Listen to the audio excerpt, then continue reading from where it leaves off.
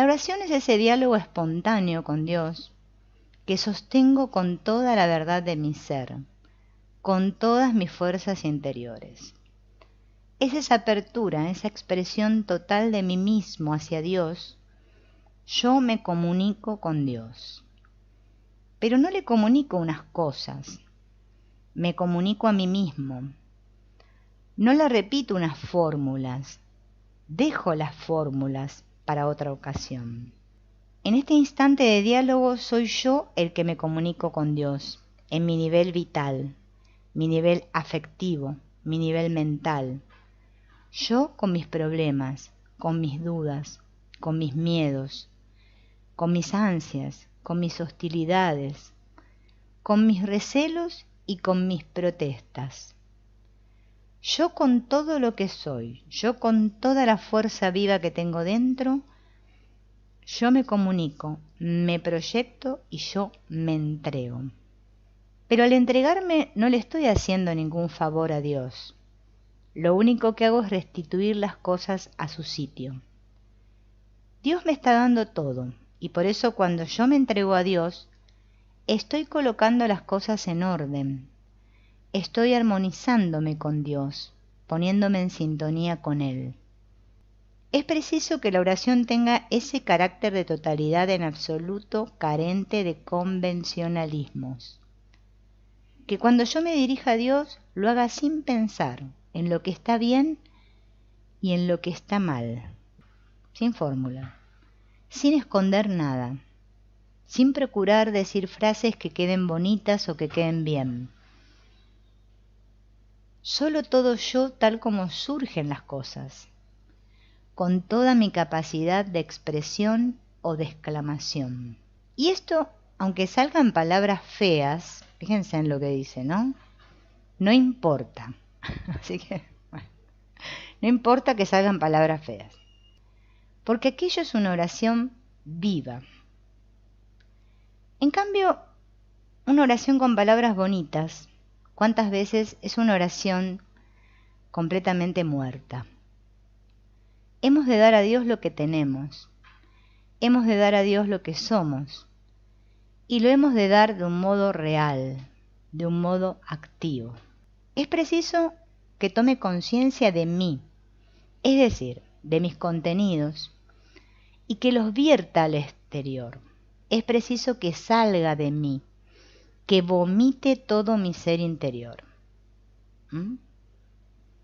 Hay que vomitarlo todo, hay que lanzar todo, todo para afuera. Esa es la oración que transforma, no una oración hecha a medias, o una oración que consiste en recitar algo pasivamente. Este es un acto total, supremo. Este es el acto que provoca de Dios una respuesta total. Nos estamos quejando de que en la oración no conseguimos nada o conseguimos muy poco. Y la causa está muy clara. Nos falta una cosa esencial: amar a Dios con toda la mente, con todo el corazón, con todo el alma y con todas las fuerzas. Esto ha de ser literal, amar del modo que podamos, pero del todo y con todo nuestro ser. Esto sí que podemos hacerlo todos, cada uno según su alcance. No me tengo que poner un barómetro ahí que mida cuánto amor estoy sintiendo. No. Lo que pueda, lo que sea capaz.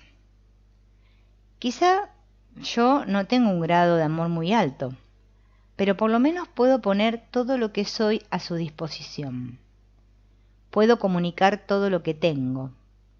Todo proceso de transformación exige que yo funcione con mis energías reales, no que lo haga solo un sector de la mente y lo demás se quede pasivo, inmóvil, muerto.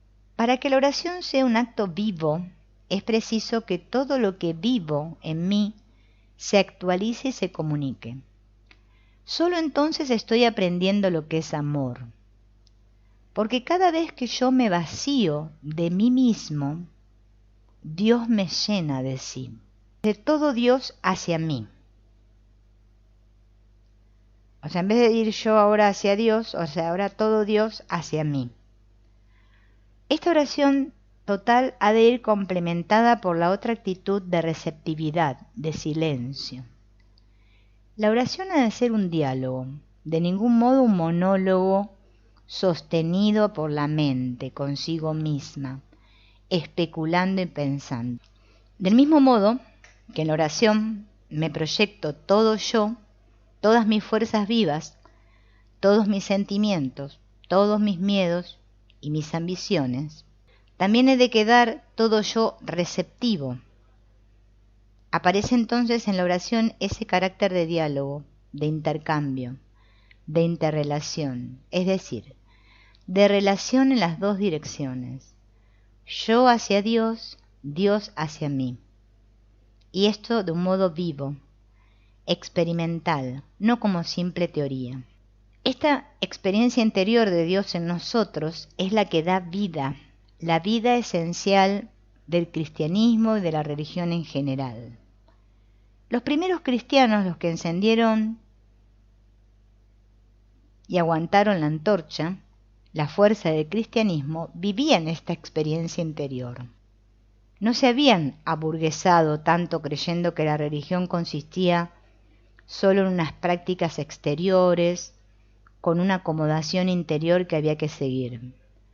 La oración era para ellos una vida total. La religión era una oración de toda su persona. Cuando ocurre así, se producen los efectos de transformación interior.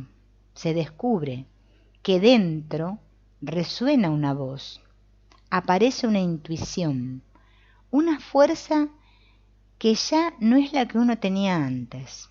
Y esto yo creo que todos lo hemos experimentado en algunos momentos de nuestra vida. Es como algo que sentimos que nos empuja. Y estamos totalmente plenos y felices y no sabemos ni por qué. ¿No? Hasta nos dan ganas de cierto, en la forma de abrazar a todos, sentimos, es como que nos olvidamos de todos nuestros cuentos, nuestras cosas, y nos sentimos totalmente inundados por ese amor. Es algo que viene con una claridad, con una trascendencia, con una solemnidad que la distingue de toda otra experiencia, como se distingue la luz del sol cuando llega la aurora, de cualquier luz artificial, ¿no? Es algo como que nos parece, ¿no? Diferente, ¿no? Diferente a lo que vivimos diariamente. Podemos aprender a recuperar, a redescubrir este diálogo. Al fin y al cabo, este es el verdadero sentido de nuestra vida. Estamos buscando sentido a la vida con nuestra pobre mente, perdiéndonos en teorías filosóficas, cogiendo unas y rechazando otras. Toda la historia de la filosofía es una demostración de esta peregrinación constante del hombre en busca de ideas que le den certidumbre. Pero la certidumbre nunca vendrá de las ideas del intelecto. O sea, yo a Dios no lo puedo sentir pensando, ¿no? con el intelecto. Nos llegará de lo único que es cierto, de la realidad misma. Si no abrimos nuestras facultades, nuestro corazón y nuestra mente a la intuición que tenemos de esta única realidad, no entrará nunca en nosotros la certidumbre real, total, definitiva, que no viene de una adhesión intelectual, sino de una experiencia, de una evidencia permanente. Hay que hacer esta transformación. Tenemos que llevar a cabo este trabajo de apertura, de sintonía y de receptividad. Hemos de vaciarnos de nosotros si queremos vivir llenos. A medida que cultive la oración de esta manera, iré descubriendo que ese proceso de relación con Dios es algo que se puede mantener durante todo el día. Si no con la intensidad de los momentos, de la media hora o de la hora dedicada exclusivamente a mi entrevista con Dios. Si por lo menos de un modo muy vivo, muy claro, que se mantiene incluso a pesar de las cosas en las que estoy ocupado, atendiendo asuntos importantes que acaparan mi atención. Hay un nivel más profundo de nuestra mente, como hay un nivel más profundo de nuestra afectividad, que permite que ese proceso de conocimiento y de relación activa con Dios se sostenga, se mantenga paralelamente a mi actividad ordinaria. Por eso él habla tanto de esto de hacer de nuestra vida una oración, ¿no? Entonces la oración se convierte en un proceso constante. Se puede estar hablando, discutiendo, estudiando, comiendo, diciendo chistes, pasándolo bien y al mismo tiempo seguir ese proceso interior. Poco a poco voy descubriendo en mí ese circuito maravilloso que existe. Yo me proyecto a Dios y entonces Dios se proyecta hacia mí. Y existe este circuito constante, este proceso permanente. Yo hacia Él y Él hacia mí. Yo hacia Él con todo mi ser, con toda mi mente, con todas mis fuerzas. Él hacia mí dándome más fuerza, más claridad. Claridad que se traduce en intuiciones concretas a la hora de vivir y de actuar. A la hora de hacer las cosas, lo que tengo que hacer, lo que conviene que haga desde todos los puntos de vista. A medida que yo aprenda a ser fiel y a estar atento, Él me da fuerza y capacidad. Fuerza para aguantar calamidades ante las que otros se desmoronarían. Y a mí me dejan ahora sereno, tranquilo, porque no me apoyo en el exterior, sino que estoy recibiendo una fuerza real que no tiene límites y que no falla nunca, que es Dios a través de mí hacia el mundo. A medida que voy cultivando esto y al mismo tiempo cumpliendo con mi vida activa, descubro poco a poco que este proceso de Dios en mí tiene una constante, que se alarga y se amplía el circuito dinámico de energías del amor, y entonces es cuando me doy cuenta de la acción de Dios en mí y a través de mí y de toda mi conducta hacia el mundo. Toda mi actividad se convierte en un modo de expresión de la energía, de la voluntad, del amor de Dios. De modo que estoy convirtiéndome en un instrumento en sus manos, en un medio de su expresión a nivel humano. Me doy cuenta de que el circuito se ha ampliado. Y el otro aspecto es Dios a través del mundo hacia mí. Después hago otro descubrimiento en una fase más avanzada. No solo es que yo hago lo que he de hacer porque me viene de Él y siento que he de hacerlo pues así lo expreso a Él a través mío, sino que poco a poco descubro que en los demás, en su interior, está ocurriendo exactamente lo mismo que yo siento en mi interior.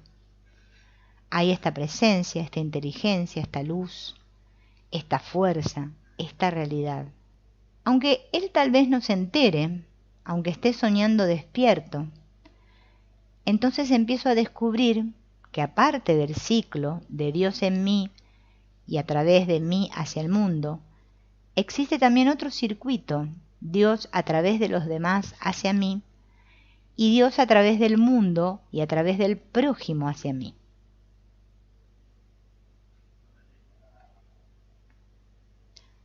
A partir de ese momento, el proceso, que era un diálogo entre dos personas, yo, Dios, yo, se convierte en un proceso dinámico en que se repite lo mismo, pero pasando por el mundo.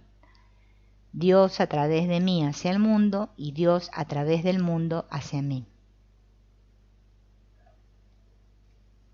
Es un circuito en el que ahora entra el mundo, en que todo lo exterior, todas las personas, todas las circunstancias las vemos engarzadas experimentalmente, no ya solo en virtud de la fe. La fe también puede intervenir, pero es que cuando hay experiencia, ya no es mera fe, es evidencia, ¿no? Es como un darnos cuenta. Se descubre en el otro la misma fuerza, la misma realidad que en mí, que Dios se está expresando constantemente detrás de todo, que en realidad yo no estoy hablando a través de ella. Es un misterio de una grandeza y de una solemnidad extraordinarias, pero que no obstante se puede controlar y experimentar. Y el último aspecto es que Dios se disfraza de todo, ¿no? Aprendo a ver a Dios en los demás, a comprobar que Dios se disfraza de padre, de hijo, de amigo, de enemigo, se disfraza de bueno, se disfraza de malo, y en mí se disfraza de mí. Aprendo a vivir esto paralelamente a todas las incidencias de mi vida concreta. Porque todo sigue igual, pero a pesar de seguir todo igual, parece todo completamente distinto. Porque todas las cosas están iluminadas desde el centro. Lo que era opaco se convierte en transparente. Lo que parecía vacío de repente está lleno. Y está lleno de realidad, de vida, de la misma vida que me hace vivir a mí. Son procesos que ahora parecen poesía, filigranas, cosas figuradas, pero el desarrollo y el trabajo interior conducen a esta experiencia. Y esta experiencia lleva, evidentemente, a la perfección del amor. Sobre el amor de Dios, como un amor centralizador y purificador de nuestra vida afectiva y de todo el psiquismo. El amor a Dios es el más importante de todos y el más fundamental, no porque nos lo hayan enseñado así en nuestra infancia, nos lo han dicho así porque en realidad lo es. Pero no insistimos aquí por esta razón. El amor a Dios es el más importante por una razón muy clara. Cuando yo amo o deseo aumentar mi amor a Dios, a la fuente, al origen de todo cuanto existe, lo que estoy haciendo es dirigir mi afectividad hacia un objetivo que es supremo, que está en la cúspide. Por lo tanto, estoy polarizando mis sentimientos hacia lo que es el centro, hacia lo que es el origen, hacia lo que es la causa de todo. Esto quiere decir que estoy dando a mi amor una base sólida, auténtica, y que en la medida en que desarrolle el amor a Dios, se van estructurando en mí de un modo armónico todas las demás modalidades del amor. El amor a Dios se convierte entonces en el elemento centralizador y organizador, y además en el elemento transformador de mi vida afectiva, y a través de ella, de toda mi vida psíquica también. La importancia del amor a Dios consiste, pues, en que no está dirigido a un objeto, a una persona, a una realidad contingente, sino a lo que es el centro, el eje, el principio de cuanto existe. Y precisamente por eso, porque se refiere al centro, centraliza todas las fuerzas afectivas, las polariza, las ordena, las integra y las unifica. Esta es la gran ventaja psicológica del amor a Dios. Si la persona no tiene unas ideas básicas muy claras, será imposible que su mente funcione de un modo integral. En la vida afectiva ocurre igual. Si no tenemos un blanco donde se dirija toda nuestra vida afectiva fundamental, nuestra afectividad tenderá a dispersarse en multitud de direcciones. Es lo que nos pasa ordinariamente. Por un lado desarrollamos un afecto hacia la familia, A, B o C. Por otro lado tenemos una formación religiosa y también un afecto a Dios. Relacionamos el amor a Dios con el de la familia solo teóricamente, por analogía, pero lo vivimos aisladamente, sin una unidad real entre sí.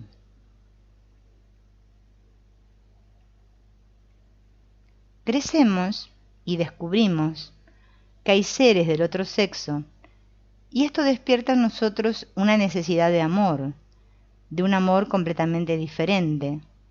Se desarrolla en nuestro interior un amor que no tiene nada que ver con el amor a Dios, ni con el amor a la familia que teníamos antes. Luego, qué sé yo, quizás nos ponemos a organizar alguna actividad, un negocio, y en aquello también vivimos un amor, que tampoco tendrá nada que ver ni con el amor a la familia y a la novia, ni con el amor a Dios. Y así nuestra vida afectiva está desmembrada, repartida, distribuida en multitud de amores particulares, sin que exista fina relación o unidad entre ellos. Este amor a Dios, ¿no? Este amor unificado, en el cual lo que se tiende es a ver ese mismo amor en todo, ¿no? Nosotros lo tenemos como fragmentado, repartido y establecido en escalas jerárquicas, ¿no? Que algunos amamos más, otros amamos menos. Depende con quién me relacione, parece que amo de una manera diferente. Resultado: que cada amor tiene sus propias exigencias y que en general ocurre casi inevitablemente que unas exigencias se contraponen a las otras. Nos encontramos en medio, sintiendo que están estirando dentro de nosotros, desde lados muy diferentes. Nos gusta hacer tal cosa, pero a la vez deseamos contentar al otro, es decir, deseamos hacerlo todo, ¿no? Este amor que a veces se transforma en un amor muy volcado hacia los demás, ¿no? En el cual parece que queremos complacer a todos y no podemos, ¿no? Porque queremos atender al amor y como lo vemos de diferentes maneras, porque parece que amáramos a cada persona de una manera diferente, parece que si sintiéramos como algo que tira dentro nuestro y no sabemos qué. Así lo mismo nos pasa con las cosas que nos gustan o no nos gustan hacer, ¿no? Quiero hacer una cosa, pero también me gusta otra y no sé cuál hacer. El amor se convierte entonces en un martirio para nosotros. Todo se debe a la falta de unidad interior. Nuestra vida afectiva está esencialmente desorganizada y por lo tanto es natural que se rompa y que tienda a despedazarse, ¿no? Todo debido a esta falta de unidad interior que tenemos todos, ¿no? Cuando descubrimos que el amor no es una facultad más, que no es una simple modalidad de la vida, sino el centro de toda nuestra vida subjetiva, que en el fondo todas nuestras motivaciones están basadas en el amor, y que este centro de nuestra motivación nos viene dado por una fuente superior, que a su vez es el centro de todo cuanto existe, entonces queda claro que nuestra relación primordial, óptima, o la preferente por lo menos, ha de estar dirigida hacia ese ser, hacia esa realidad, hacia ese amor que trasciende la figura personal, la figura contingente, la unidad aislada. Por otro lado, cuando descubrimos que todo nuestro amor en todas sus gamas, deseo, pasión, aspiración, ambición, etc., son expresiones, rayos de una misma fuerza, que es el amor genuino tal como lo presentimos, tal como aspiramos a él, y que todo este amor lo estamos recibiendo totalmente de Dios, entonces queda muy claro para nosotros que lo único capaz de satisfacer nuestra sed de amor, nuestra sed de plenitud interior, es Dios, es ir a la fuente. Pero esto tenemos que verlo claro, cada uno en particular, que en realidad toda mi capacidad de amar, todo cuanto estoy sintiendo a través de las muchas formas del amor, incluso de las formas egoístas, de las más elementales y sencillas, de la vida sexual, por ejemplo, es estupendo y que todo lo que nos gusta se debe a que es bueno, digan lo que digan otras personas. Y es bueno porque en realidad procede de una cosa que intuimos como lo más maravilloso que existe, que es el amor total. Por lo tanto, si sentimos que todo esto es tan estupendo y que nos está viniendo de una fuente, surge espontáneamente el deseo ardiente de dirigirnos a esa fuente para poder encontrar la plenitud, la razón plena de nuestro ser. Tal es el fundamento del amor de Dios. Por lo tanto, no es que yo haya de amar a Dios porque así me lo han impuesto, porque lo dice el catecismo o porque si no, Dios me impondrá tal o cual castigo. No, no hace falta nada de eso. Amo a Dios porque toda mi capacidad de amor procede de Dios.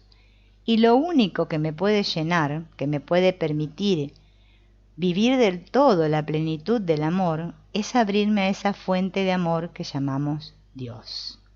Por eso cuando uno profundiza en este terreno, intuye que es natural, clarísimo y evidente, que el que vive solo en la superficie de su ser no pueda encontrar sentido a nada y tenga que desparramarse en 20.000 direcciones diferentes y agarrarse a 1.000 objetos distintos.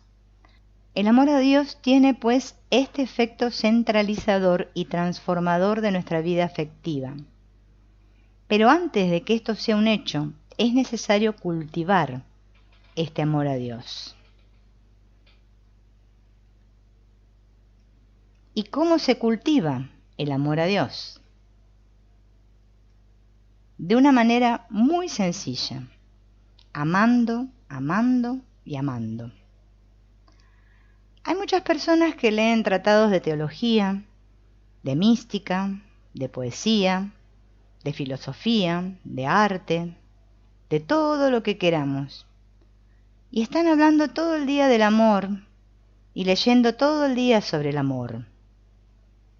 Pero esto no les hace adelantar ni un paso en amar un poco más, ¿no? O sea, esto no se trata de hablar mucho, ni de decir palabras bonitas, ni de leer muchos libros, ¿no? Y estar todo el día el amor, el amor, el amor, porque no se trata de eso. Se trata de amar, ¿no? Y solo se puede ejercitar amando. O sea, hay que practicarlo. Hay que hacer el amor. Hacer el amor no es el sexo. Hacer el amor es hacer el amor en mí, ¿no? En mi mente, en lo que soy.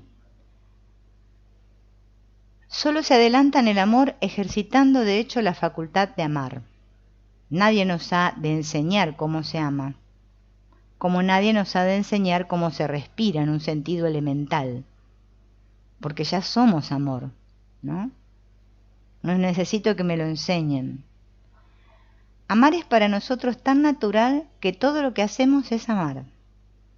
Cuando vamos a cualquier sitio, cuando preferimos cualquier cosa, estamos amando. O sea que nosotros siempre estamos amando. O sea, lo que nos mueve es el amor, ¿sí? Lo que pasa es que nosotros le podemos poner otros nombres, pero es que solo es eso, no hay otra cosa. El amor no solo lo dirigimos hacia las personas, sino hacia todo lo que nos gusta, sea del orden que sea. Por eso podemos decir que en realidad estamos amando siempre. Hay dos modos de cultivar el amor a Dios. Uno, aprendiendo a dirigir mi amor hacia Dios.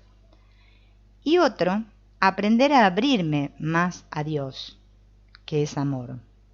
Y dice, yo puedo desarrollar el amor simplemente repitiendo en mi interior actos de amar. En un momento dado puedo sentir que amo y puedo repetir otra vez este acto interior de amar, de proyectar afecto.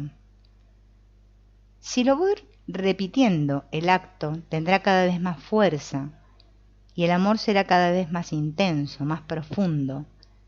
Y por eso a medida que lo vaya haciendo iré tomando más conciencia de la fuerza del amor que hay en mí. También puedo aprender a amar a Dios aplicando mi mente a abrirme a lo que es intuición de amor. No especulando con mi mente sobre el amor, no teorizando, sino mirando intuitivamente con la mente lo que es el amor. El amor como elemento de cohesión de todo cuanto existe. Amor que tiene una fuente, un origen, que es Dios. Si aprendo, no a especular, sino a intuir, a mirar de un modo simple esa realidad que trasciende nuestro intelecto discursivo, iré afianzando en mí esta idea grande y clara del amor, y cuanto mayor se va haciendo esta idea, se va efectuando en la mente un cambio, un ensanchamiento, para que a través de ella pase un amor más amplio. Repetir actos de amor y mirar ese amor que siento es una de las formas más rápidas para adelantar, para progresar, para hacer madurar nuestra capacidad de amor. Repetir actos de amor y aprender a ser consciente de lo que siento yo cuando amo.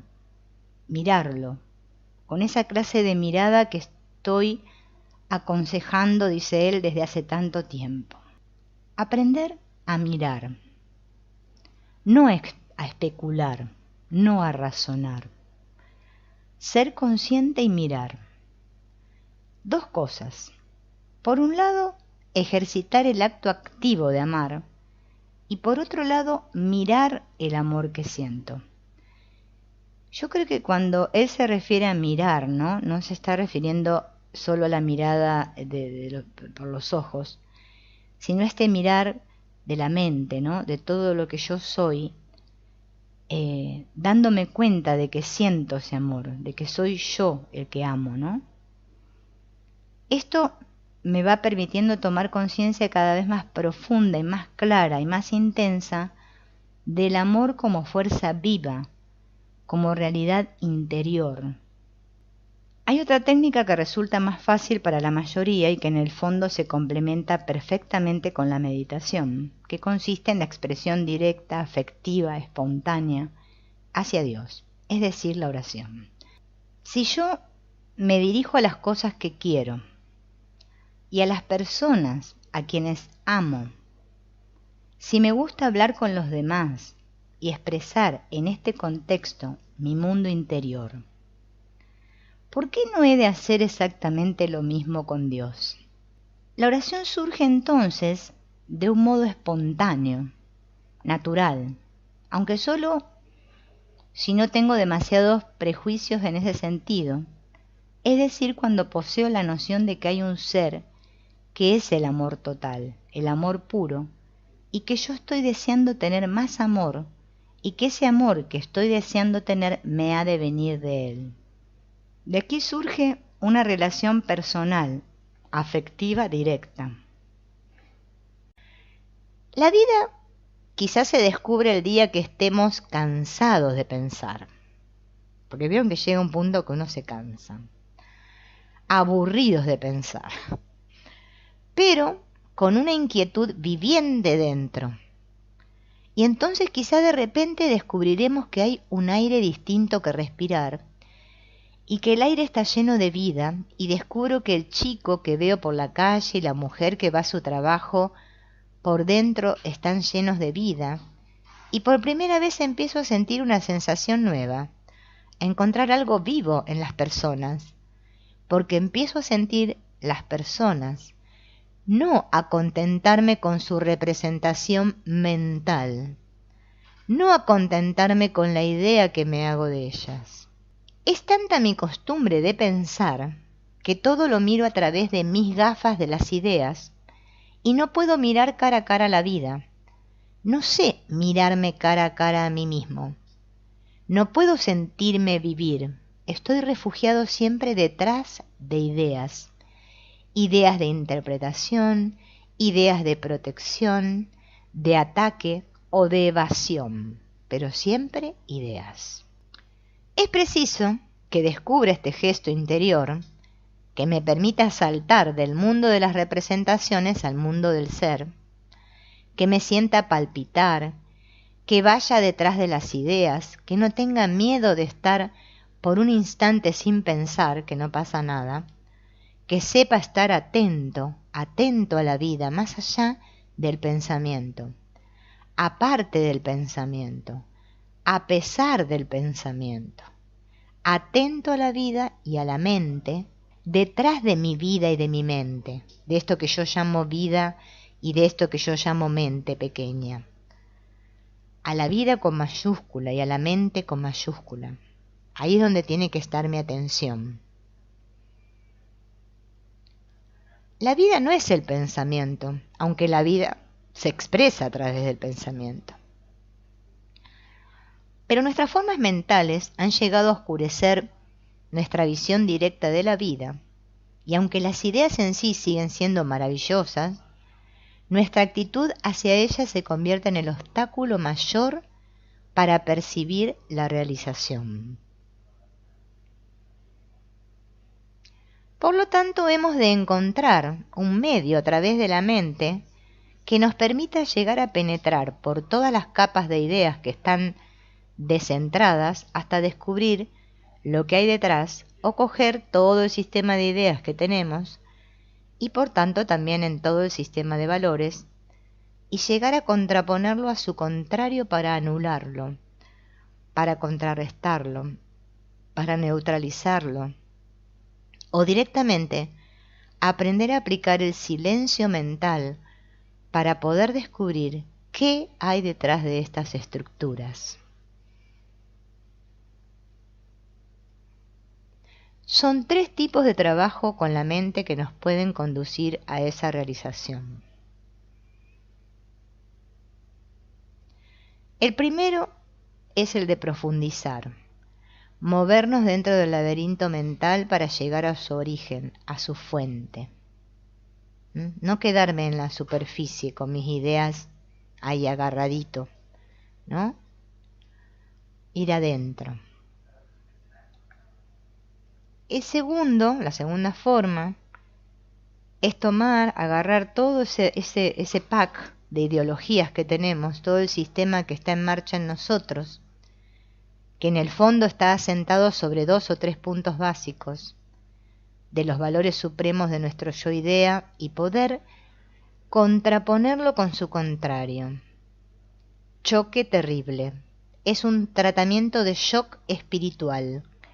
Shock con el cual a veces nos obsequia la vida y que cuando no es esta la que nos la da, podemos ir a algunos sitios para que con mucho trabajo nos lo den. Tal ocurre con las técnicas Zen.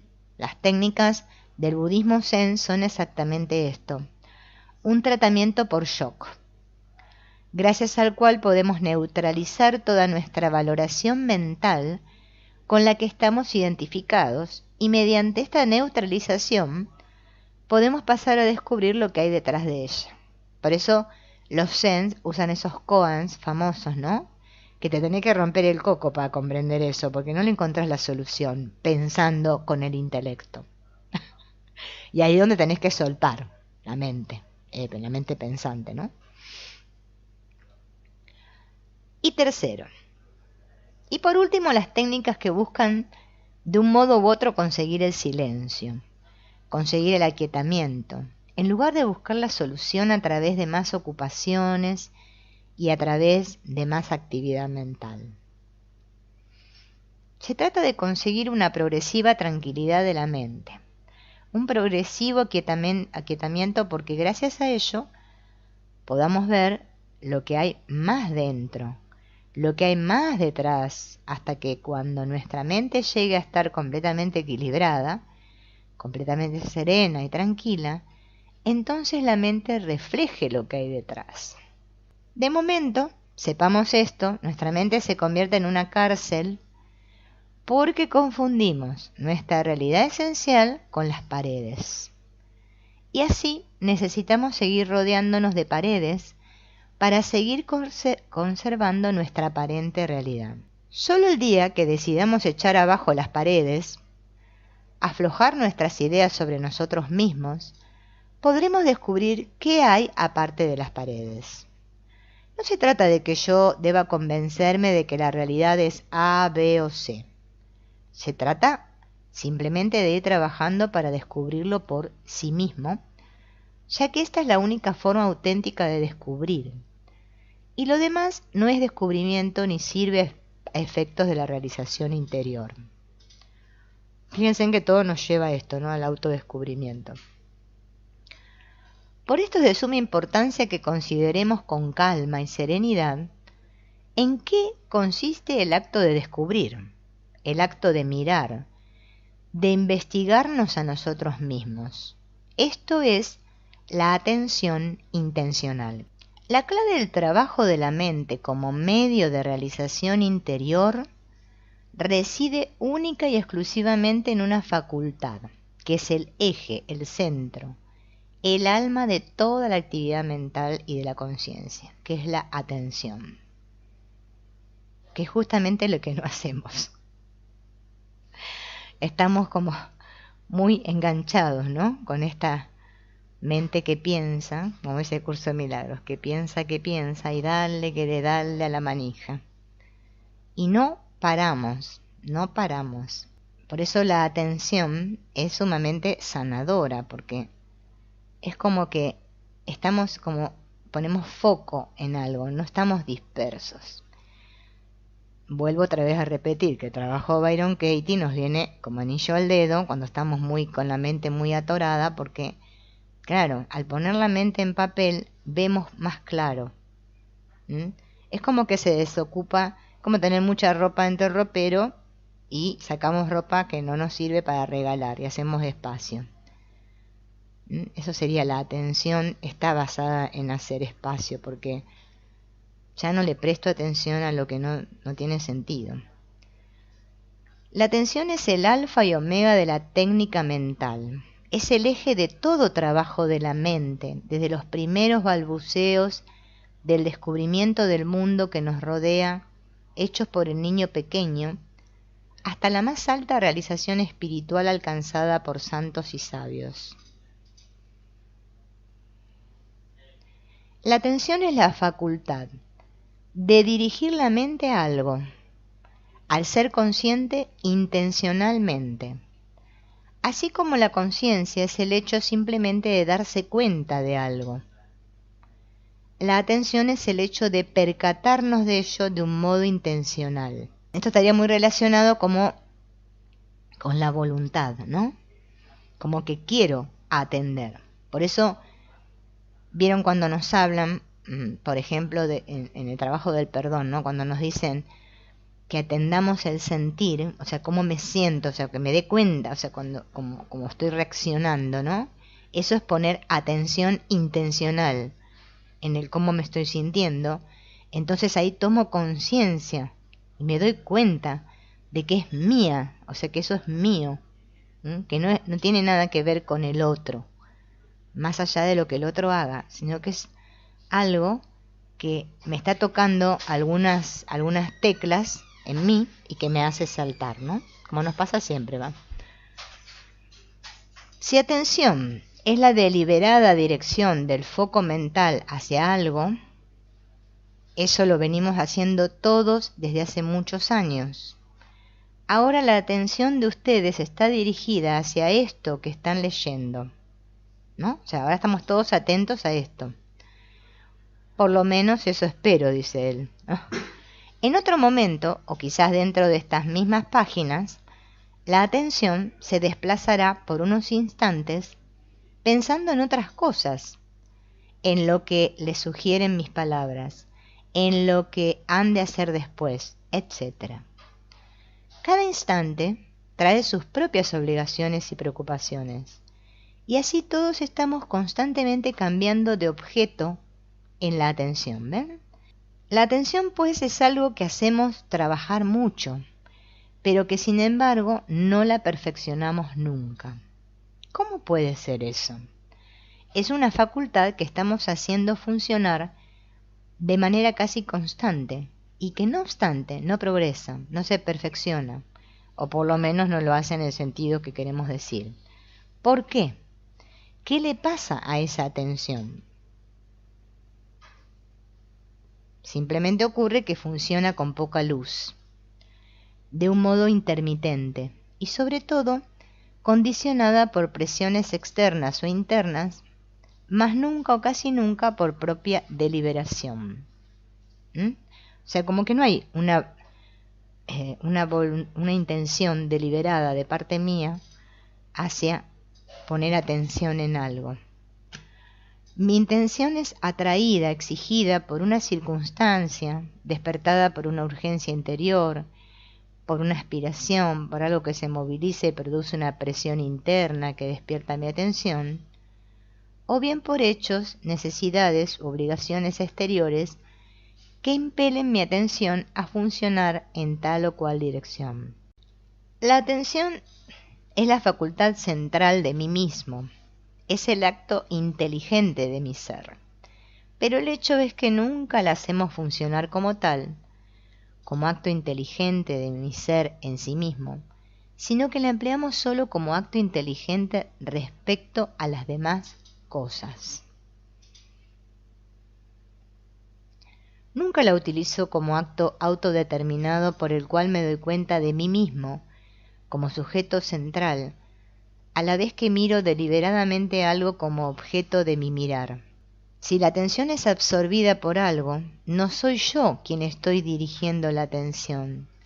Soy yo que estoy dirigido por el objeto. He de llegar a descubrir que la atención soy yo.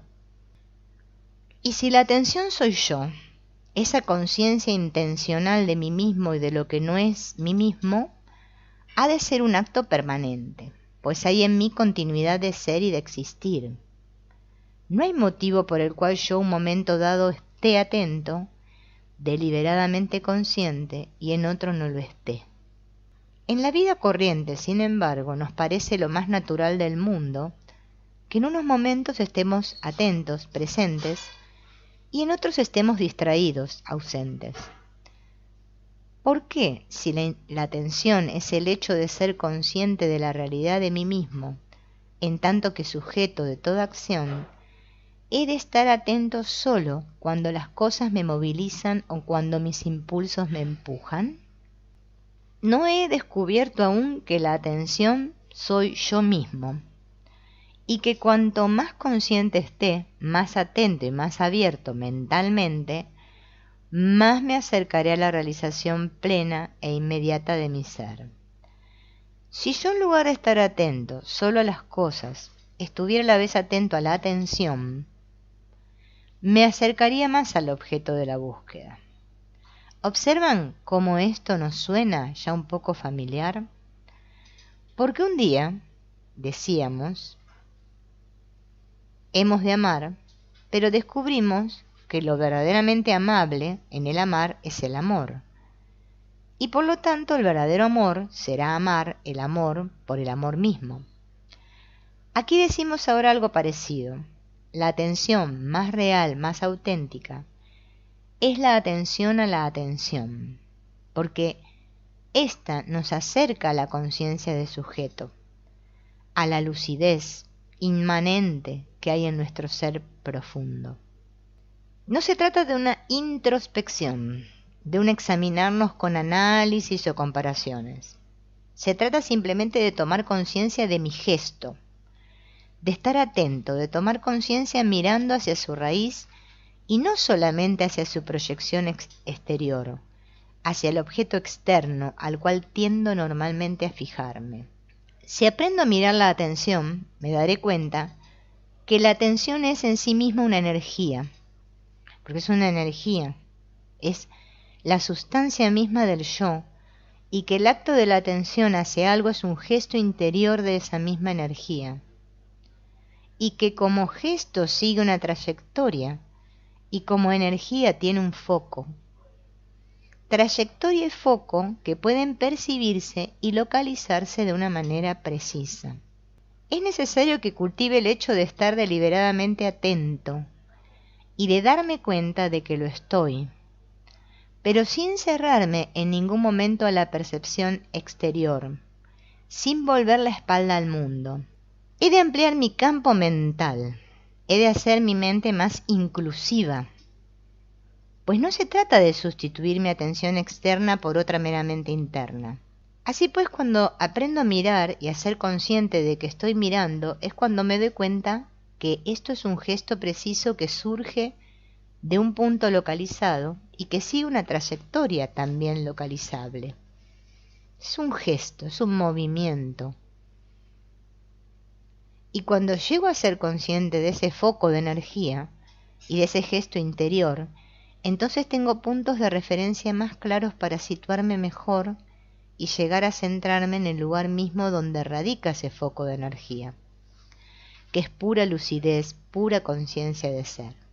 Mientras no haya hecho suficiente práctica y no haya descubierto aún esas percepciones reales, que son a la vez evidencias de mí mismo y de mi mente, me hablarán de atención y nunca sabré exactamente qué es.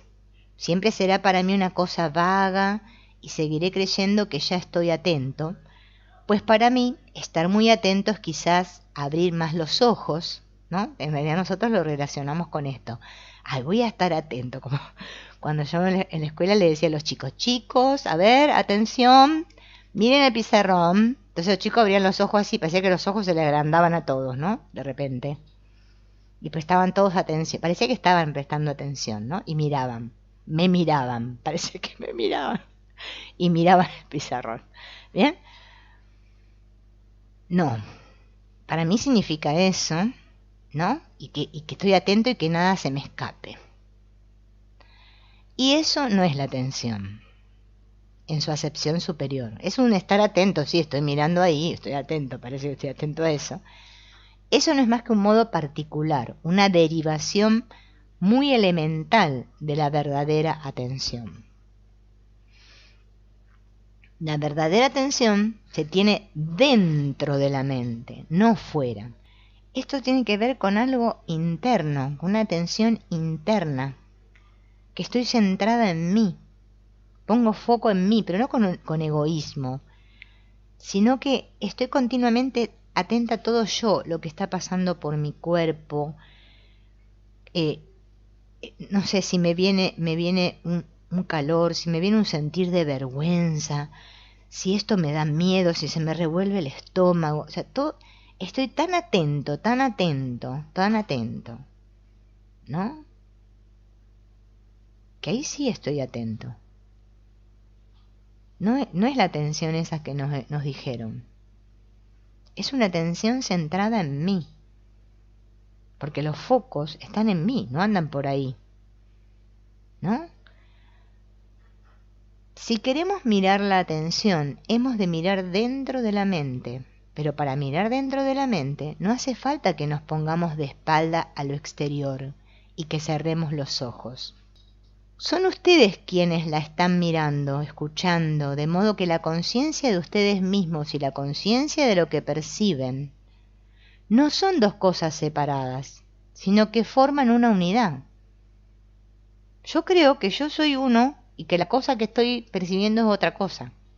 Y ese es el problema. Un campo único de percepción, dentro del cual hay la conciencia de uno mismo como sujeto, como auditor y por otro lado el sonido. Tienen que aprender a darse cuenta de que son ustedes que están mirando cada vez que miran, que son ustedes quienes están oyendo cuando oyen, y así todas las cosas.